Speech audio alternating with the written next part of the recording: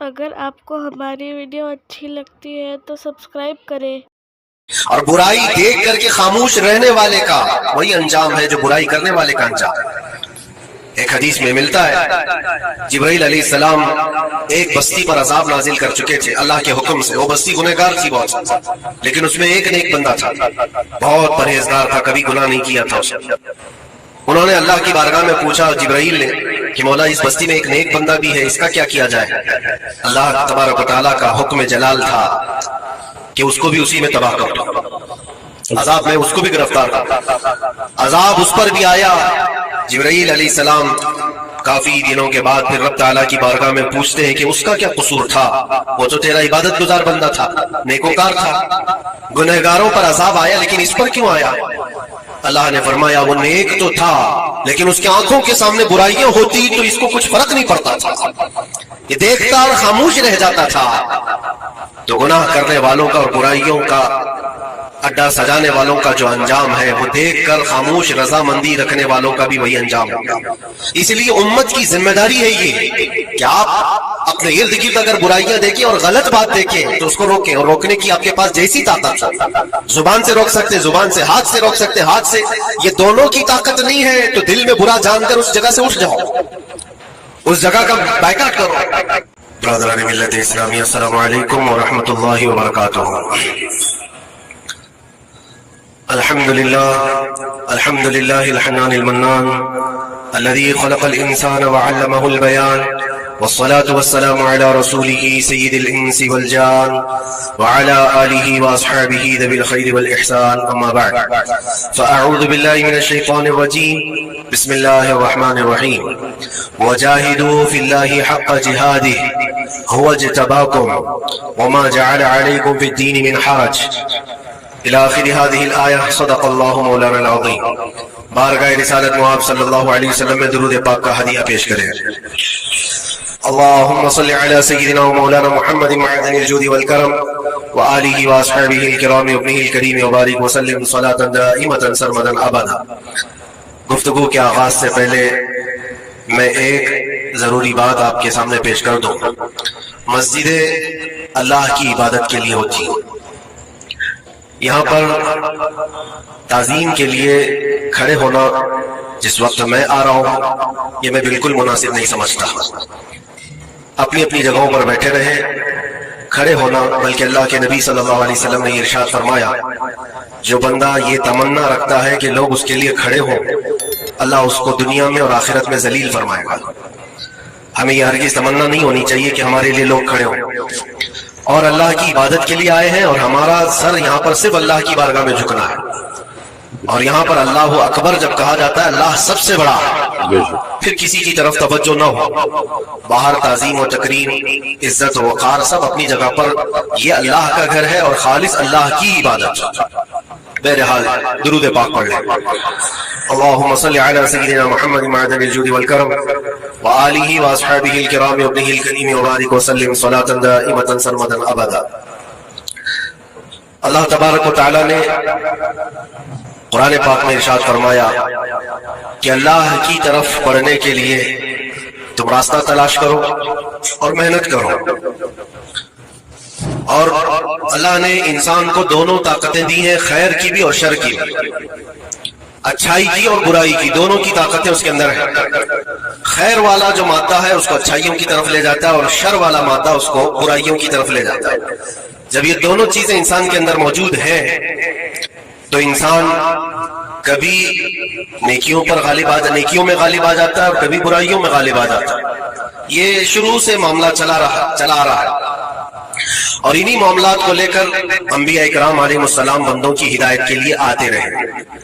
اللہ تبارک و تعالیٰ نے بندوں کو یوں ہی نہیں چھوڑ دیا، بلکہ اپنے پیغمبروں کو بھیجا، اور خیر اور شر کے درمیان تمیز سکھانے کے لیے انبیاء آتے تھے، یہی بتانے کے لیے کہ تم جس راستے پر چل رہے ہو اگر یہ غلط ہے تو غلط اور صحیح ہے تو صحیح۔ اور آخر نبی ہمارے آقا محمد صلی اللہ تعالیٰ علیہ وسلم کے بعد پھر یہ کام امت کے علماء اولیاء انجام دیتے رہے۔ آج جو ضروری بات میں عرض کرنا چاہتا ہوں وہ یہ ہے کہ اسلام کا جو نظام ہے خیر کو پھیلانے کے لیے ہے اور شر کو دبانے کے لیے۔ اسلام پوری طاقت اس پر لگاتا ہے کہ خیر کا نشر ہو، اس کی تبلیغ ہو اور برائیوں سے لوگ بچیں۔ اور آپ کو پتا ہے اللہ تعالیٰ نے ہمارا لقب قرآن میں کیا بیان فرمایا؟ کنتم خیر امت، تم خیر امت ہو، یعنی بہترین امت ہو، اخرجت للناس، لوگوں میں اللہ نے تم کو سب سے بہترین امت بنایا۔ لیکن وجہ کیا ہے؟ کس وجہ سے تمہیں خیر امت کہا گیا؟ آگے خود اللہ تعالیٰ قرآن میں فرماتا ہے کنتم خیر امت اخرجت للناس تأمرون بالمعروف وتنہون عن المنکر، تم لوگوں کو اچھائی کا حکم دیتے ہو اور برائیوں سے روکتے ہو۔ یہ ہمارا خاصہ ہے، یہ ہماری اسپیشلٹی ہے، اچھائیوں کی تعلیم دینا، اس کی ترغیب دینا، اس کی تبلیغ کرنا، اس کو پھیلانا، یہ اسلام کا نظام ہے، اور برائیوں سے روکنا یہ اسلام کا نظام ہے۔ اور خیر امت ہونے کے سبب آپ کو یہ کام کرنا ہی ہوگا۔ لوگ اگر یہ سمجھتے ہیں کہ یہ صرف مولانا لوگوں کا کام ہے یا مبلغ کا کام ہے، مائک ملے گا تو ہی تبلیغ کرے گا، نہیں، ہر مسلمان کی ذمہ داری ہے کہ وہ خیر کو اپنی طاقت کے مطابق لوگوں میں پھیلائے، اور برائی دیکھے تو اس کو روکے، اور برائی دیکھ کر کے خاموش رہنے والے کا وہی انجام ہے جو برائی کرنے والے کا انجام ہے۔ ایک حدیث میں ملتا ہے جبرائیل علیہ السلام ایک بستی پر عذاب نازل کر چکے تھے اللہ کے حکم سے۔ وہ بستی گنہگار تھی بہت، لیکن اس میں ایک نیک بندہ تھا، بہت پرہیزگار تھا، کبھی گناہ نہیں کیا تھا اس نے۔ انہوں نے اللہ کی بارگاہ میں پوچھا جبرائیل نے کہ مولا اس بستی میں ایک نیک بندہ بھی ہے، اس کا کیا کیا جائے؟ اللہ تبارک و تعالیٰ کا حکم جلال تھا کہ اس کو بھی اسی میں تباہ کر دو، عذاب میں اس کو بھی گرفتار کر، عذاب اس پر بھی آیا۔ جبرائیل علیہ السلام کافی دنوں کے بعد پھر رب تعالیٰ کی بارگاہ میں پوچھتے ہیں کہ اس کا کیا قصور تھا؟ وہ تو تیرا عبادت گزار بندہ تھا، نیکوکار تھا، گنہگاروں پر عذاب آیا، لیکن اس پر کیوں آیا؟ اللہ نے فرمایا وہ نیک تو تھا، لیکن اس کے آنکھوں کے سامنے برائیاں ہوتی تو اس کو کچھ فرق نہیں پڑتا تھا، یہ دیکھتا اور خاموش رہ جاتا تھا۔ تو گناہ کرنے والوں کا اور برائیوں کا اڈا سجانے والوں کا جو انجام ہے وہ دیکھ کر خاموش رضامندی رکھنے والوں کا بھی وہی انجام ہوگا۔ اس لیے امت کی ذمہ داری ہے یہ کہ آپ اپنے ارد گرد اگر برائیاں دیکھیں اور غلط بات دیکھیں تو اس کو روکیں، اور روکنے کی آپ کے پاس جیسی طاقت ہے، زبان سے روک سکتے، زبان سے، ہاتھ سے روک سکتے، ہاتھ سے، یہ دونوں کی طاقت نہیں ہے تو دل میں برا جان کر اس جگہ سے اٹھ جاؤ، اس جگہ کا بائیکاٹ کرو۔ یہ تو کم سے کم کر ہی سکتا ہے انسان۔ ہو سکتا ہے آج کے دور میں ہاتھ کا استعمال تمہارے لیے بہت مصیبت بن جائے، تمہارا اس کے اوپر حکم نہیں چلتا ہو، زبان کا استعمال نہیں کر سکتے ہو، مجبور ہو، تو اس میں کیا مجبوری ہے کہ اپنے دل سے برا جان کر کے اٹھو؟ اور یہ بھی نہیں کرتا تو سمجھ لو کہ ایمان کا آخری حصہ بھی اس کے دل سے چلا گیا۔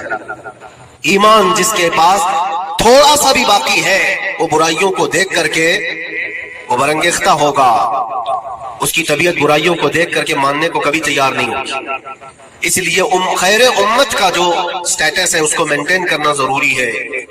یہی تو بات ہے میرے عزیزوں، ہزار طرح کی مصیبتیں آئیں ہم پر، لیکن ہم اس مشن کو نہیں چھوڑ سکتے جو ہمارے ایمان کا حصہ ہے، جو ہمارے ایمان کا حصہ ہے۔ ہمیں جو برائی نظر آئے گی اس پر بولنا ہم پر واجب ہے، اور اس پر بھی خاموش اور مصلحت کی اور حکمت کی بات کر کے اس کے بہانے سے گوشہ نشین ہو جانا یہ امت کی ذمہ داری نہیں ہے۔ یہ تو راستہ تلاش کرنے اور بہانے کی بنانے کی ذمہ ایک سوچ ہے۔ باقی ہر عالم دین ہو، ہر مومن ہو، برائی کو دیکھے تو اس کا اظہار کرے اور لوگوں کو روکنے کی کوشش کرے۔ ایک بات اور میں بتاؤں، معاشرے میں کچھ سود خور ہیں، کچھ شرابی ہیں، اور ان کے متعلق ایسا ہے کہ وہ اچھا اثر اور رسوخ رکھتے ہیں۔ ہمارے علاقے میں ایک مرتبہ ایسا ہوا تھا کہ مجھے ایک جگہ تقریر کے لیے بلایا گیا اور کہا گیا پہلے ہی سے کہ یہاں پر سود کا کاروبار زیادہ چلتا ہے، آپ اس پر برائے کرم کچھ نہ بولیں، کیونکہ ہمارے محلے کے بڑے بڑے ذمہ دار لوگ جو ہیں وہ سب اس کاروبار میں مصروف ہیں، آپ سود پر کچھ نہ بولیں، باقی آپ کی ہر تقریر سننے کو تیار ہے۔ میں نے اس دن قسم کھا لی پورا 1 گھنٹہ سود پر ہی میں نے بیان کیا۔ نہیں بلانا اس کے بعد نہ بلاؤ، لیکن ہم سمجھوتا اس بات پر نہیں کرتے کہ تمہاری طبیعت دیکھ کر کے بات کریں، ہم رسول اللہ کی شریعت دیکھ کر بات کریں۔ ایک عالم دین کا یہ حق ہے کہ وہ برائی کو دیکھے تو اس کا اظہار کر کے منع کرے۔ مخالفت ہوگی، ہمیں پتہ ہے، برائیاں کرنے والے کریں گے، لیکن یہاں پر ایک بات مجھے یاد آتی ہے، اس بزم میں मकसूद है इस्लाह मफासिद। नश्तर जो लगाता है वो दुश्मन नहीं होता। डॉक्टर तुम्हारी फोड़ी को अगर काटता है चाकू से तो वो कातिल नहीं है, वो किलर नहीं है, वो तुम्हारे जिस्म से फोड़ी को काट रहा है, वो नासूर को निकाल रहा है। तुम्हारे अंदर बुराई को अगर हम रोक रहे हैं, बुरा थोड़ी देर के लिए लगेगा। इसीलिए मैं अक्सर एक जुमला कहता हूँ, बुखार की दवा कड़वी होती है, निगल लो तो फायदा है।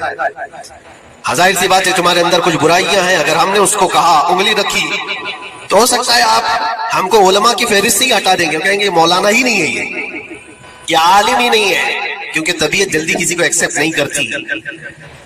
बुराइयों से रोकना एक बहुत बड़ी जिम्मेदारी है। जानते हैं मक्का मुकर्रमा में सारे लोग हुजूर पाक सल्लल्लाहु तआला अलैहि वसल्लम के ऐसे फिदाई थे, ऐलान नबूवत से पहले की बात कर रहा हूं, हुजूर के अखलाक पर कोई उंगली नहीं उठा सकता था। जितनी अच्छाइयों का हुजूर ने हुक्म दिया सबको वो एक्सेप्ट भी करते थे, मानते भी थे, लेकिन जहां बुराइयों के लिए रोका कि ये गलत है, उसको एक्सेप्ट करने को तबीयत नहीं मानती। इतने सालों से हम करते आ रहे हैं, अभी आप आकर रोक रहे, यही तो दुश्मनी शुरू हुई। और हम यहां पर इसी बात के लिए कहते हैं कि ये अल्लाह के नबी सल्लल्लाहु तआला अलैहि वसल्लम के फरामीन के मुताबिक और कुरान के मुताबिक एक बड़ा जिहाद है। बुराइयों से लोगों को बचाना, रोकना और अपने नफ्स को बचाना, यही जिहाद जिसके मुतालिक हदीस पाक में मिलता है, रजाना मिनल जिहादिल असगरी इलल जिहादिल अकबर। जो जंग होती है ना आमने सामने मैदानों में, इसको हुजूर ने फरमाया ये छोटा जिहाद है, और बुराइयों से लड़ना ये बड़ा जिहाद है। अपने नफ्स से लड़ना जो बुराइयों की तरफ हमें लेकर के जाता है, या बुराइयों से रोकना किसी को, ये बड़ा जिहाद है। यहाँ पहलवानी दिखाना, एक दूसरे को कुश्ती में पछाड़ देना, ये तो ताकत का खेल है, लेकिन किसी को बुराइयों से बाज लेकर के आ जाना, ये बहुत बड़ी ताकत का मुजाहरा करना होता है, बहुत बड़ी।